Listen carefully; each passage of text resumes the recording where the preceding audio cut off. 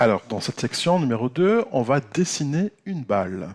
Alors, comment faire pour dessiner une balle? Une balle, c'est rien de moins qu'un cercle. Et un cercle, c'est défini comment? C'est défini par, d'une part, son diamètre, et d'autre part, sa position sur la toile, c'est-à-dire sur notre dessin. Alors, commençons tout d'abord par la position. Je te rappelle d'abord ce que c'est que les coordonnées d'un point. Ce sont tout simplement les deux nombres qui te permettent de le repérer sur un quadrillage. Prenons un exemple. Tu as ici un quadrillage avec des carreaux qui vont de 50 en 50, tu vois. Chaque carreau fait 50 pixels de longueur.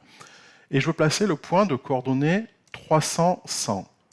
Donc 300, 100, je regarde, suivant l'axe X, le premier nombre c'est 300, il est là. Et suivant l'axe Y, je descends de 100.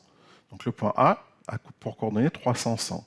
Attention, l'origine se trouve en haut à gauche. Comme dans tous les écrans d'ordinateur ou dans tous les dessins qu'on va faire, la plupart du temps, l'origine se trouve dans le coin supérieur gauche. Alors maintenant, si tu veux tracer un cercle il a un centre, donc un point. Ce cercle de centre 200, 200 et de diamètre égal à 100. Comment tu vas faire pour le représenter?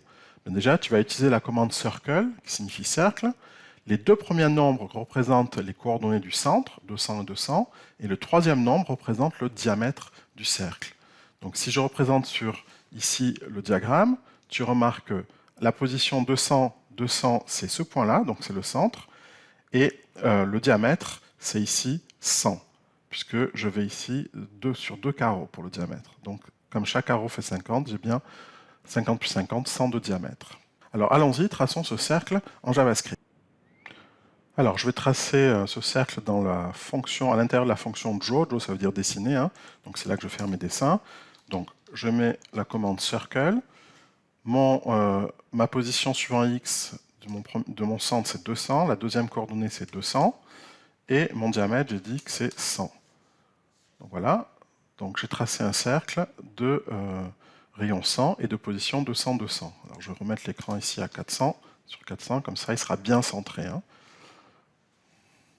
Alors maintenant, je vais vouloir tracer plusieurs cercles qui seront alignés suivant l'axe horizontal.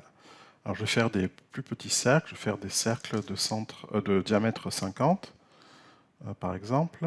Alors le premier, je vais le mettre, alors non pas à 200 sur X, mais à 50. Voilà, le deuxième cercle, donc je recopie la commande CTRL-C, CTRL-V, je le copie plusieurs fois. Voilà.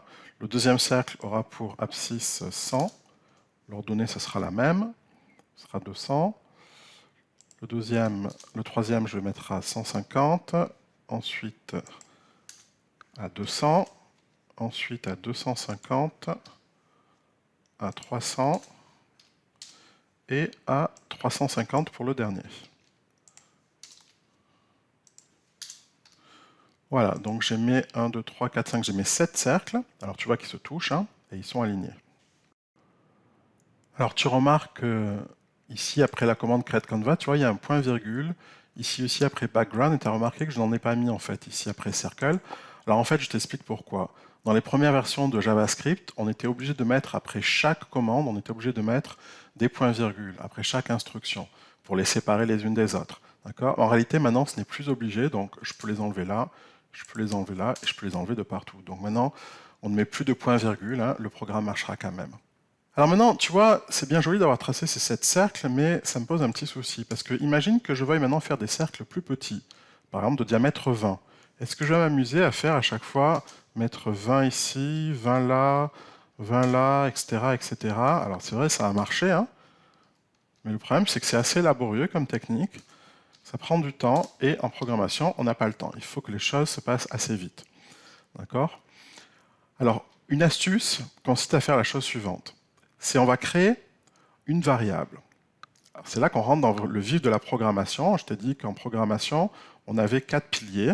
Les 4 piliers, c'était les variables, les fonctions, les instructions conditionnelles et les boucles. On va commencer par le premier pilier donc, de la programmation. Le premier, c'est les variables.